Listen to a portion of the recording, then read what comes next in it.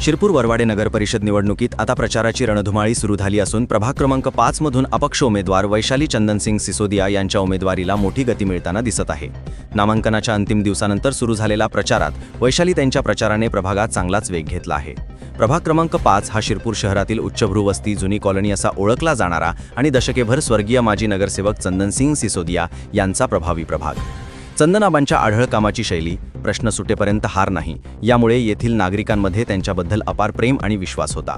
आबांच्या निधनानंतर प्रभाग पोरका झाल्यासारखा वाटत असल्याची भावना जनतेत होती। मात्र प्रभागातील नागरिकांच्या समस्या, अपेक्षा आणि चंदनाबांचे अपूर्ण स्वप्न पूर्ण करण्यासाठी त्यांच्या धर्मपत्नी वैशाली सिसोदिया आता पुढे सरसावल्या आहेत। मीच तुमची चंदनाबा अशी जणू पुकार देत त्यांनी अपक्ष म्हणून जोरदार उमेदवारी जाहीर केली असून नेताजी मित्र परिवार आणि प्रभागातील नागरिकांचा त्यांना मोठा पाठिंबा लाभत आहे।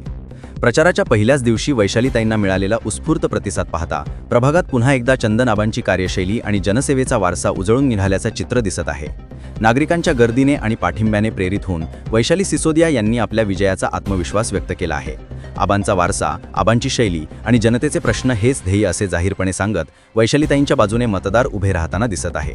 शिरपूर नगर परिषद निवडणुकीत प्रभाग क्रमांक 5 आता खऱ्या अर्थाने सर्वाधिक चर्चेत असून या प्रभागात अपक्ष उमेदवारी करणाऱ्या वैशालीताईंनी आपल्या विजयाचा विश्वास व्यक्त केला आहे।